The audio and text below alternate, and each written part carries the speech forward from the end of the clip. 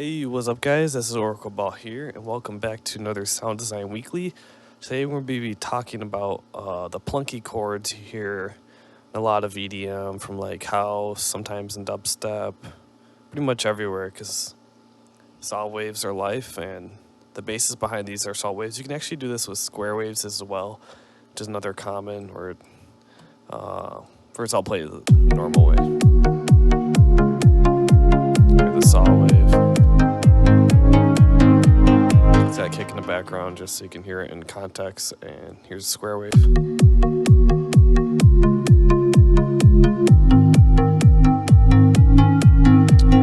And you can also do like a mix of both. Sometimes like a square saw is kind of cool. Mess with it. I like this song.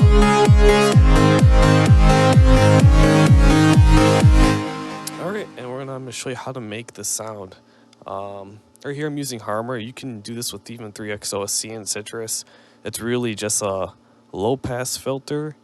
I'm using volley animation for dynamics and the pluck, but that's not even necessary. It's mainly just the low pass and a saw wave. That's all you really need to do this. I just did a lot of stuff with Harmor to detail it, but yeah, so if you don't know what a pluck is or what I'm talking about, I'm going to show you right here with this quick Harmor. First you start off with a saw wave with Harmor, right? You're going to set the default. So I'm going to show you. You have a saw wave. I applied some unison to give it some pitch difference. So you can hear how it's a lot more interesting than just no unison. So with unison, it already gives a pitch difference and all that. What the pluck is, I'm actually using the pluck here in Harmor. I'll explain that, why I chose that instead of using a regular low pass filter, but I'll show you here. As you can hear, as I move the pluck knob down, and you can see it actually, the higher harmonics shut off faster, and the low ones are more present longer. That's what a plunk is. It just starts from top to the bottom to give it that pluck sound. And you can do this with a low pass filter if you just right click on the frequency knob and do edit articulator. It'll bring you to the envelope window, and you enable it by hitting this button right there. I just set the tempo for convenience, and you can hear it's kind of the same thing already. If you just move this down, it already sounds like the pluck. Just because they're doing the same thing. I'll just turn this off and move this back up. And you can hear, here's the pluck. And let's turn this back on. You can barely hear a difference because they're doing the same thing. So now that you know what a pluck is, I'll go back to the chords. Now what I have delay and reverb on, just give it space. But here you can see I'm automating the amount of the pluck knob. So essentially this is moving like this over time.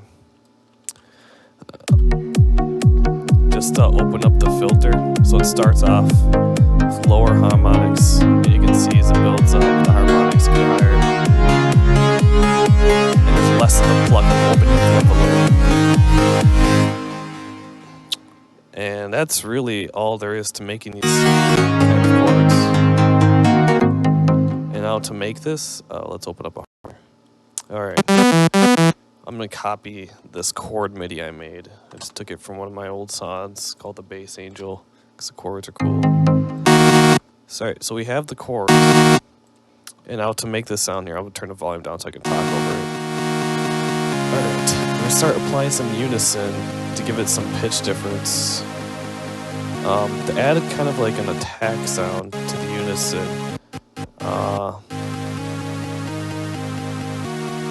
What I just did here is I right-clicked and did edit articulator on the pitch difference of the unison. And what this does, the top value is what I have it set at. And whatever this is right here would be just a lower value within here. So this is considered 100%, even though it's on top. Like what this is at right now, which is 69%. That's what this represents. And this is somewhere down here, wherever that would be. And just kind of gives it a different attack. Another thing I like to do is actually have a high pitch difference and do something like this. That's usually for basses. I do that. So I do that for taste. You don't have to do that. And next, let's actually use the envelope of the low pass filter here, the built-in harmer. So what the middle bar represents when you go in here is the top value of this. When you go over this, you're essentially going over whatever this is set at. So I just have it up to the top, and I go 2 down because if you go more than that,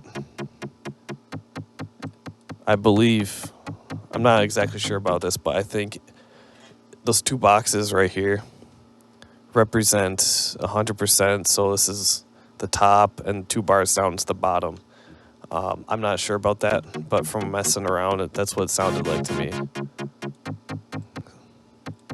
Because it all starts to sound like it stops right there. So I'm just going to set it here so it goes from top to bottom. And I'll have it set to 8th notes because each box represents a 16th note when you have it set to the tempo. And I'm doing 8th note plunk chords.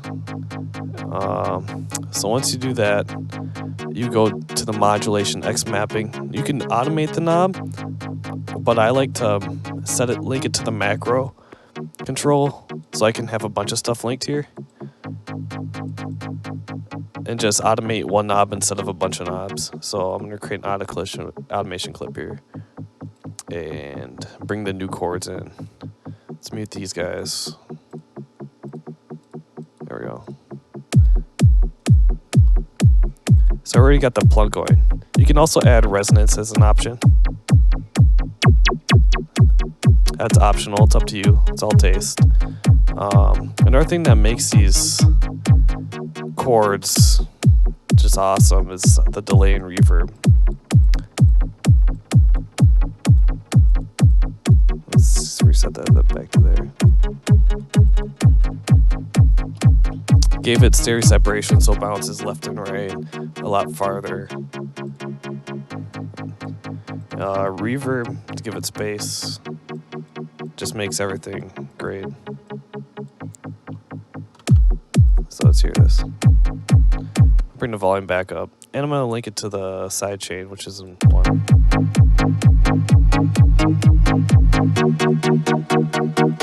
You can adjust the taste on bring up the pitch, maybe add more unison voices, mess with the phase, could give you interesting results.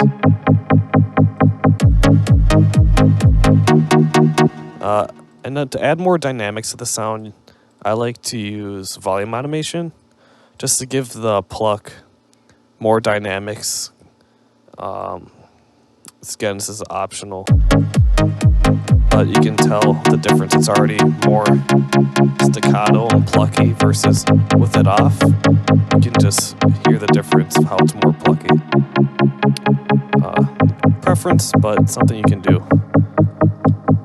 So you can see the pluck sound, the chords are very easy. Here I use the pluck knob. Okay, I'm going to talk about actually the pluck knob now after I made the pluck chords, why the pluck knob is so special. So here's a new harmer, and there's the pluck knob. And you know it already does the same thing as if you went to low pass and did this, right? You already know that. And then when you go to pluck shape, where's that window?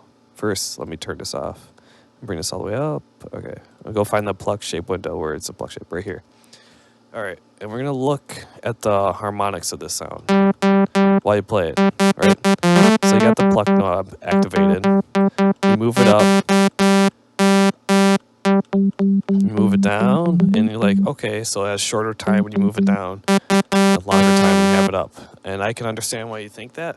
I used to think that too, but what I learned actually is every single one of these lines actually represents an octave, and how high this is up represents how long each octave or the series of harmonics has time to play. So what I have the ability to do is do something like this. and you're gonna see what this sounds like. So as you can see, that's pretty cool, the stuff you can do with the pluck knob.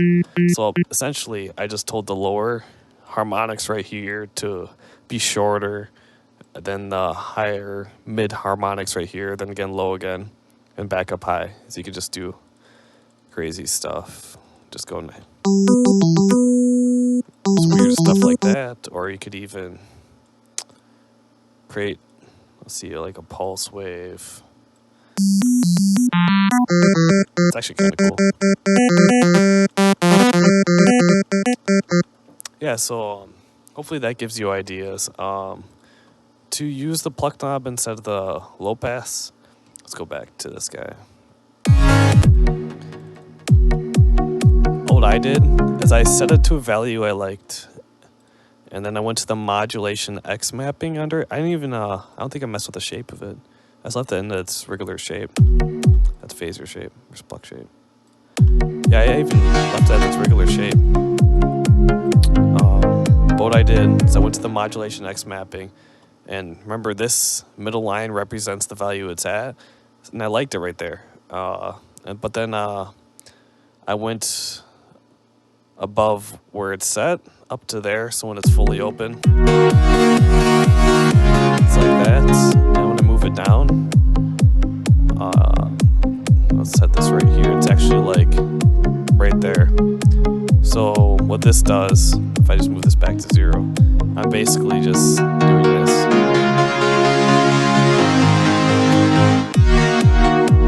And I think there's more going on. Yeah, the filter. That's why you couldn't hear it. Let's turn the filter off. Go back to this. And then, so I was actually modulating the low pass filter a tiny bit, because when it was lower, without it, you can hear there's still a lot of high harmonics. I don't want those high pitch sounds when it's lower. So I added a little bit of the low pass filter for the lower harmonics, so it's more subtle in the background and not so much in your face. So that's basically the plucky chords and plucky sounds. You can do a whole bunch of stuff with this. You can make pretty basic leads using the pluck. So start with default. You can even do a square wave, add the pluck, and then if you add a pitch envelope,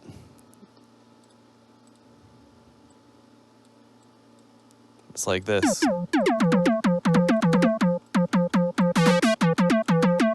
Delay reverb. Let's turn on my MIDI keyboard quick.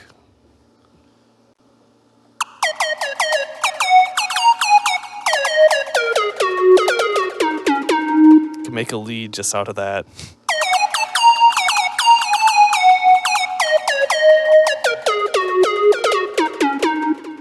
So maybe that gives you ideas, or that sounds like things you've already heard before. You can see how fast I made that. It's just a pinch envelope and a pluck. You can do this with again with any synth. You can do this with even 3x OSE. Start with the square waves, turn those guys off. Pitch envelope.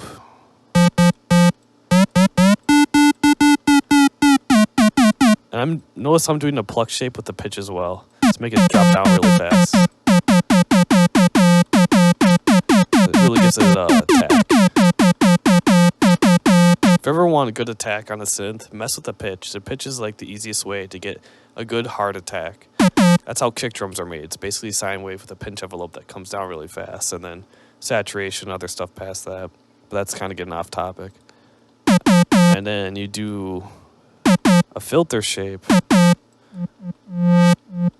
I move the filter down because this represents where the filter's at. So I move the filter down, turn the mount all the way up, bring the attack back, and create that pluck shape again.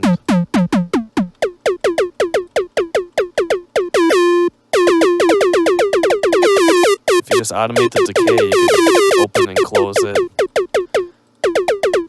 Give it a mixer track, delay, stereo. Bring it down a little bit. Make a big old reverb.